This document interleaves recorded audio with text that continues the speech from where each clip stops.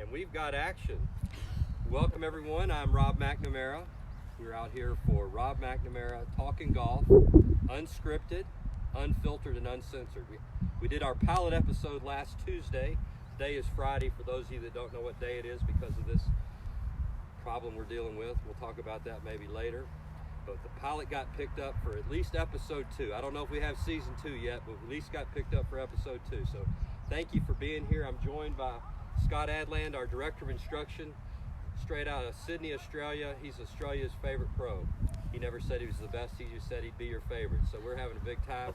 We're actually filmed before a live audience today. Let's hear it for our audience today. It's amazing. I mean, Total of 2. Total of 2. We're growing. You got to start somewhere. Episode 2, 2 people. Look at that. We're socially distancing. 6 feet. We're staying healthy, and we're going to give you today some tips on short game. We're going to be talking specifically about our trajectory control. We're going to try to do this entire lesson here on just how to play this shot a bunch of different ways, these partial golf swings, right? From here to that flag stick with the white there. We're just going to try to knock that baby down all day long with a bunch of different trajectories, and that's what this lesson is going to be about. 40 yards to be exact. This shot was actually requested from one of our members, Dr. Record. He said, listen, I'd love to see a 40-yard pitch shot, so we thought, why not? We've got a perfect range out here at the moment. It's had no traffic on it, go figure, so we figured we'd set up a 40-yard pitch shot and see what we come up with. So, Pro, talk to me about how you would play this shot. 40 yards, off a fairway, got a little bit of green to work with. What's your stock option to start with? Let's start with that. So, you know, a lot of people want to label these shots, and I suppose I've been guilty of labeling these shots, whether it's a chip shot, a pitch shot, a lob shot, a flop shot, whatever. There's lots of different ways to get the ball from here to there. You're going to find that you're going to have your favorite shot. And for me, Scott, my favorite shot is more of a pitch shot. Okay. And when I think of a pitch shot, I think the backswing is a little longer than the forward swing. Okay. I'm trying to take a lofted club, and for the most part, I'm trying to hit it lower than the true loft would allow me to do otherwise. Okay. And so that's what I think of when I hit a pitch shot. Okay. So that's going to be my cookie cutter, and what we're just going to determine is what is the trajectory of my cookie cutter shot, and then we're going to gear it down or gear it up. Okay. We'll just see. We have lots of ways of skinning this cat, so let's just see how to play that shot. So, Love it. I have a 58-degree club here. It's just put a plug in for Callaway Golf, the Jaws, if you can see that, baby. I like that. A lot of bounce, 12 degrees of bounce, 58 degrees aloft. 58 degrees aloft, we have some beginners out there. We actually have had a lot of members reach out to us that have seen the clip that we did the other day. Episode 1, our pilot, was picked up by over 1,000 people on all of our different viewing channels. So we're shouting it out for all the folks we have people from California, Florida, Kentucky, Louisiana. We even have a little local here. I want to shout out to Ellie Netland, 6 years old. She loves getting in the sand because she's got a great attitude and she can get them out of the bunkers. Great swing. So if you're just getting started in golf, when I'm talking about that loft, I'm talking about that ball is going up in the air if I make solid contact with it, okay? I don't have to help it up in the air. So I need to figure out a way to put the club face on the ball to get that ball up in the air. So, first of all, for me personally, I never hold it on the very end when I'm hitting a pitch shot. Okay. I want to shorten the shaft up a little bit, and by default, that gets me standing closer to the golf ball. It'll steepen the shaft a little bit, which will by default make it be a little lower than that true loft would make it be otherwise. Help you with a little bit of shaft lean as well. Okay. So shaft lean, what you're talking about is I don't want the club where my handle is back behind the golf ball. We talked a lot about in our pilot episode about I wouldn't want to be there. I'd want to have that ball a little bit further back and have the shaft leaning a little to the left. That's what I'm doing here. So, do you do anything with like the width of your stance, or do you just take your normal stock stance? Or it looks like you're a little narrower than what I'm used to seeing in your full swing now. So my feet are going to be very narrow, and I'll favor having a little bit more weight on my left leg than my right leg. Okay. If you're the type of player that you hit behind the ball, or you blade it and knock it across the green, so you either hit the ground first or you catch it right here, right on the leading edge, instead of catching it on the sweet spot, then a lot of that can be attributed to where your weight is, or maybe where your weight moves in the shot. So I try to lean a little left, narrow stance, grip down, and I just want my backswing. Put that mid-trajectory shot, a little bit of release on the ball. Exactly. About 6 feet away. Pretty solid right there. I'll quit on that one a little bit. So that you can see that those are actually not flying really high. So if you, that trajectory right there is more like what you would see if you were pitching horseshoes at your family reunion. Just tossing bags maybe as well.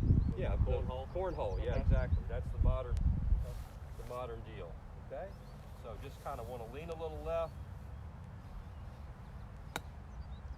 That's basically my little medium shot. So a lot of our viewers out there and with the members, they're going to have to figure out what their true stock shot actually is. Like, do they like to go lower, do they like to go medium, or do they like to go high? So if you were actually ever going to get away from your stock option, let's just say, I don't know, the green was, you know, a little bit softer and you had to fly it a little further, would you change anything you set up, or would you just simply swing bigger to get that ball going a little higher? What would you do to get that ball to fly a little further? Okay, so just like we talked about with my full swing, my propensity is to hit the ball low. Okay. Hitting these pitch shots, if you're able to see that trajectory, we're going to do a little demonstration to actually show you that trajectory here a little better. Okay. But I typically hit everything low. Like so to answer your question, if I want to hit it higher, when I'm wanting to hit it low, I'm right on top of the golf ball. I'm much closer. If I get a little further away and shallow the shaft, which means letting the club shaft kind of get a little bit more this way instead of this way, by default, that's going to kick the ball up in the air a little bit more. So just by getting a little bit further away, having the ball, you can see how that ball went higher. Just by getting a little further away from it, everything else kind of being the same. It allows the club face. Wow. So I can go upstairs with it that way. It's interesting how that one not only went a little higher, definitely flew a little further as well. So I guess that's going to be what you need to do going a little higher. Obviously the ball's going to land a little bit steeper, it's not going to roll as much, so you need to fly that ball a little further over there. So those are 3 in a row that it just get a hair further away, let the club face actually, by getting a little further away, let the club face fan open a little bit more. If you can go back and look at this clip when we're not live, you'll see that my tendency is to have the club face a little closed or a little shut, which is de-lofting the club face, which makes it where it's just harder to hit it as high.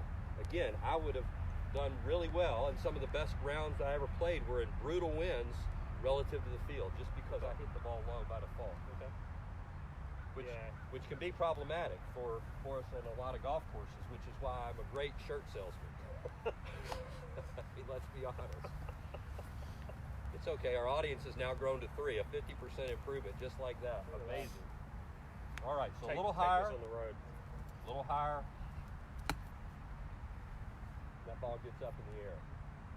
So if we could get our stunt man to come in, we have Tom McKnight is going to, Hall of Famer, Virginia Golf Hall of Fame, is going to show us little, Is this what you call audience participation? It's like bringing somebody from out of the crowd. I feel like it's Monty Hall, and let's make a deal. Sometimes it doesn't pay to watch.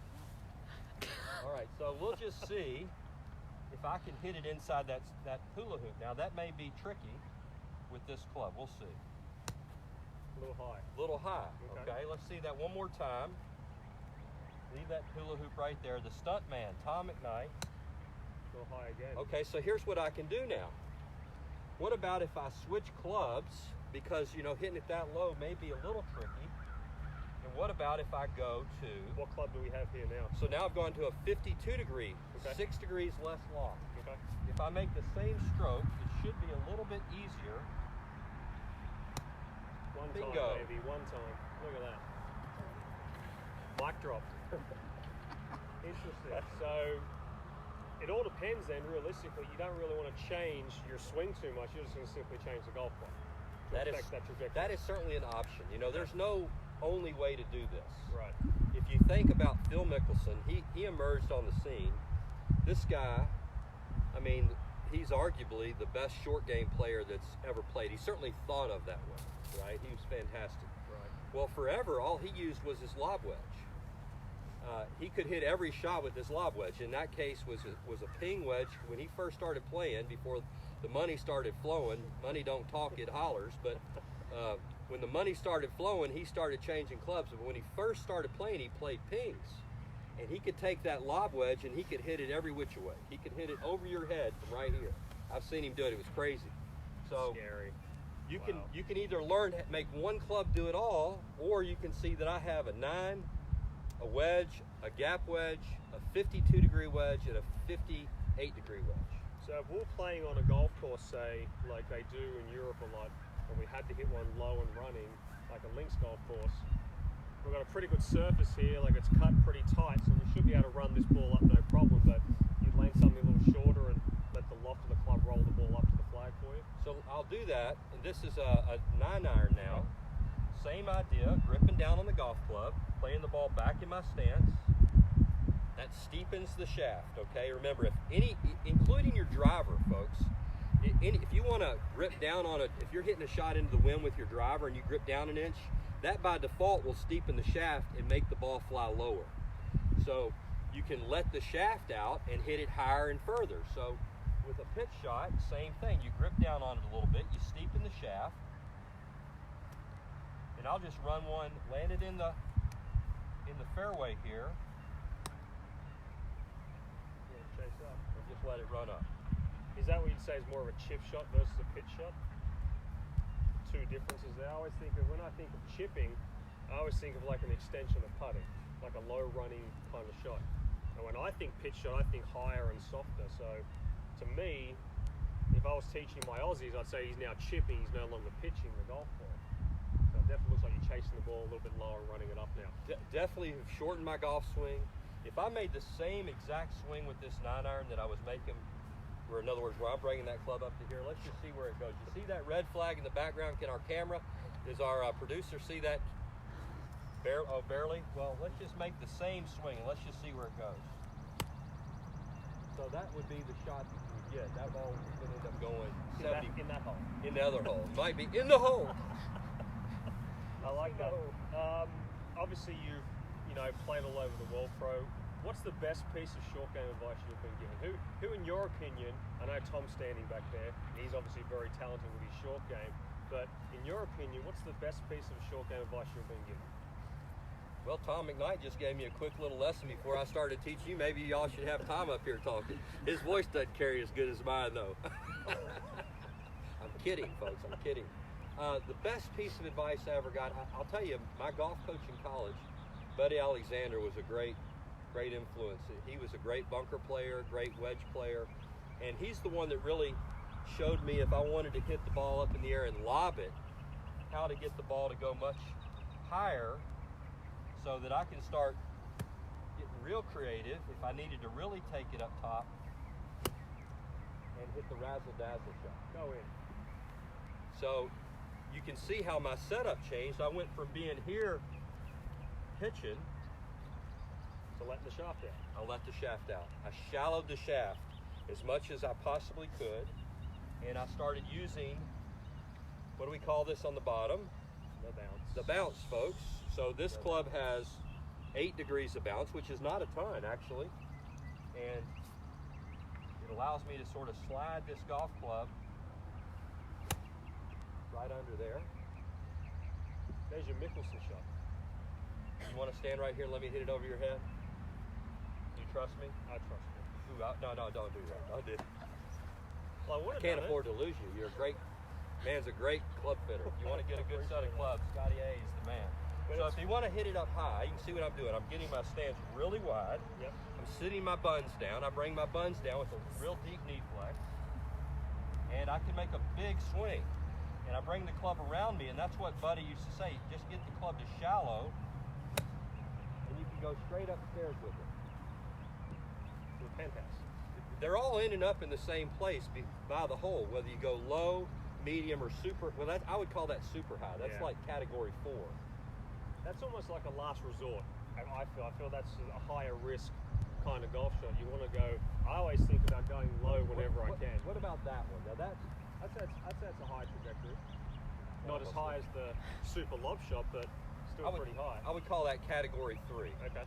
So on that one, just so you can see how I set up to it, I basically got a little further away because we know that does help. I got the ball a little bit more up in my stance, and I just didn't go crazy with it. I just didn't do anything, just obscene, crazy to try to create extra lob. So it's closer to your stock setup with not as many changes there.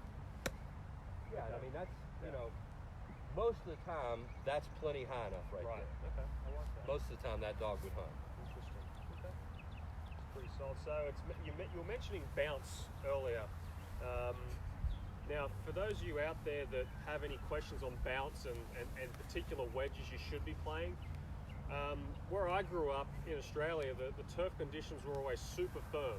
Okay, super firm, and I had wedges with next to no bounce on them because you needed to get that turf interaction to get that ball up in the air. Well, you come out here and the fairways are a lot more lush now. The ball's sitting up a little bit more. I've gone to clubs with a little bit more bounce on them to help me, get the ball up in the air. Bounce is your friend when it comes to hitting these types of golf shots. But I had 2 sets of wedges whenever I played professionally. I had one for firm conditions down in Victoria, and I had ones for super soft conditions up in North Queensland where it was Bermuda, real sticky lies. So if you think you're using the wrong wedge, you can always stop by and ask us that question as well, or type it in the comments, and I'll be sure to email you as well on what wedges are best for you. Because if you're someone that predominantly their miss is chunking the ball, you need a wedge with more bounce, okay, to help you with those shots. If you're someone that's blading the ball a lot and that's your tendency, or that's your miss, we call it, you may need to look at having a little bit less bounce on your club. So a little bit of a fitting plug there for us as well. So, but bounce is very, very important because we want you doing your natural. We don't want you changing your swing to make the club work. No, we change the club to make your swing work. So always remember that, when we talk about the word bounce, it's very, very crucial to have the right bounce on these type of golf shots. So make sure you drop us an email if you've got any questions about that. The other thing I want to really elaborate on what you're saying is bounce is the sole of the golf club, and it's the angle of that sole. That's what this is. How much is that leading edge up off the ground, and that helps us have the golf club glide through the ground like a goose landing on a pond. You don't ever see a goose come in front of his feet first. I mean, he'd break his neck. Can you imagine that? They come in and they put the back feet down and they just plane out right across the pond. Like Burpee landing a plane. Like Craig Burpee landing a plane. He's another one of, I don't even know if the Burp watched this. He could stand to use this because he gets a little shaky. But anyway, you want to think about having this golf club, put the back of the foot, the back of the goose's foot, the duck's foot on the ground first and let it plane out, not the front. That's essentially what I'm right doing. there. There's the burp over there. Lay burp. And you can see how when you do that, it pops it straight up in the air. When I let the leading edge, that's that really low shot I was hitting, and that's the one I'm a good shirt salesman. We're running a special on shirts. We are? What's this one? We're not going to go there. We're not going to no cross promotion. Let's focus on golf. Let's focus on golf. The other thing I would say, a lot of people talk about this as a sand wedge. And for people that are new to golf, a sand wedge is marketing, right? It's not the only place you use this club. Yeah. You use this club everywhere. I would say that if you wanted to focus on 3 clubs to play better golf, your driver, your putter, and your sand wedge. Yeah. I agree. And it's arguable which one is the most important. Yeah. Right? Driver, putter, sand wedge. Well, they say the top 3 stats on the PGA Tour is driving the ball in play, ability to get up and down from 20 to 30 yards, that's the sand wedge, and putting inside of 15 feet. So the tour stats back up that theory you just said there. Here's the other thing I would say. If you're thinking, all right, what do I spend my practice time on? I'm out in the yard, I got the coronavirus, I don't have a range. What do I need to go work on? You could go hit this shot in your side yard. Yeah. I mean, I'm hitting these balls 25, 30 yards in the air for the most part. 25 yards is 75 feet where I come from. They taught me that at LSU. It's amazing. It's a great institution. 75 feet away is not a big hit. Right. You got room in your side yard to go hit this shot. That's 75 feet right there. Bingo. So that's a great, just a little short shot you can go work on. You can work on your putting at home in a carpet, you know, and then you can work on your driver. Just go out in your side yard, make 25 swings with your driver in your side yard, just barely wisping the top of the grass. And definitely work on finishing and holding your balance. Like, I never tell people to slow down in their full swing, but you will lose contact on any shot. I don't care if it's a chip shot, a pitch shot, or a driver. You're going to lose center contact if you can't hold and maintain your balance when you're finishing your swing, okay? If your body's moving all over the place, you sacrifice where that's going to hit on the golf club. So I always say you can swing as fast as you want, but if you can't plant that finish, that's irrelevant. Let me hit one over here. Let's just shoot a couple that way so people can see what it looks like from this perspective. Just looking at your ball position there. That one was a little bit further back. Yeah, so that one, I'm just trying to hit my basic cookie cutter pitch. Okay.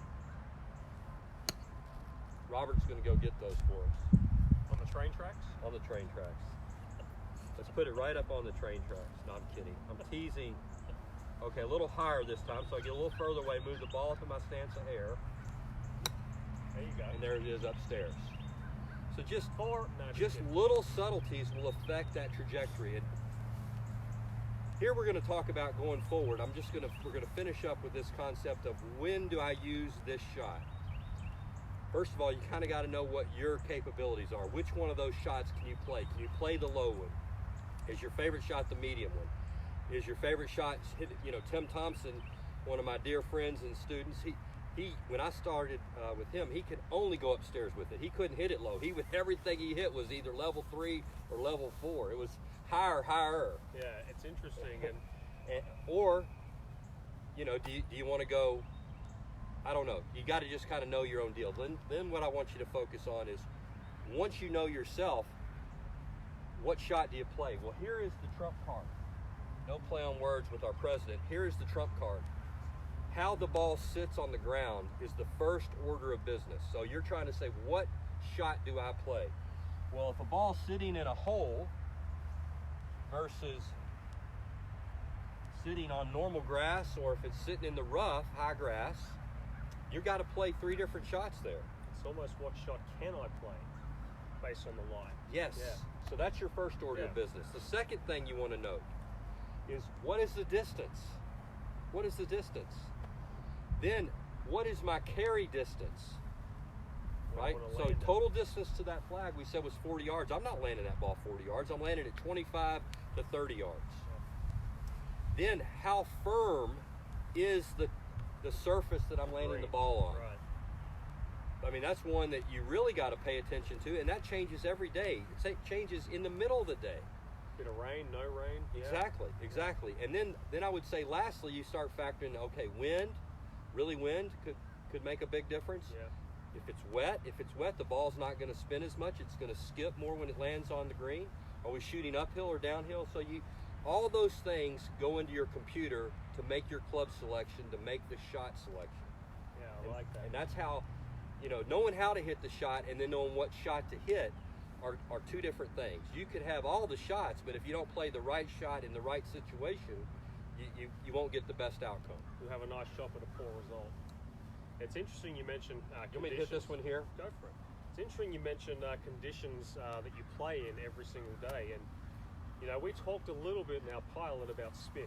Okay, we talked a little bit about that the other day. Well, if the ground's wet and there's dew and moisture on that golf ball, you automatically lose 50% of your spin as well. So if the ball's spinning 50% less naturally from what it did, 20 years ago, so now there's moisture on the golf ball, it's spinning even less. That ball's not going to grab the grooves in the club. So now you've got to really change your plan based on what the ball and the club's going to enable you to do. So it's interesting how a lot of people, I find, just misread the lie. Here, That's number one. Let's make Read this the lie. Let's make this lie terrible. Fried egg. And I hit it out of.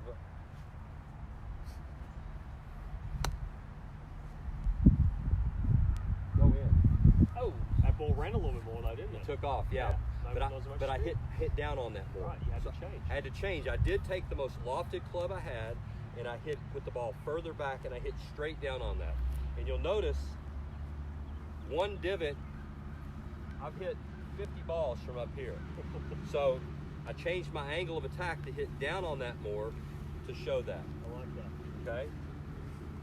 Okay, perfect. Once you hit one more for us, then we'll give you some tips on what's going to be coming next week. So hit another shot for us, Brad. Let's finish up with the super duper flop log. All right, I love it. We're going to take it straight up. I love you and everything, but I'm moving over here. There you go. That ball landed like a butterfly with sore feet. That's awesome. I love that.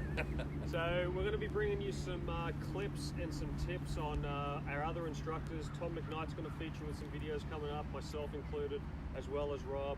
We'll bring you a couple of 1 to 2 minute videos on some certain things you can do at home, or if you're out there on the golf course, some situations you may have. So if you personally would like to email us a video of what you would like us to cover, please do so at golfshop@fccva.com.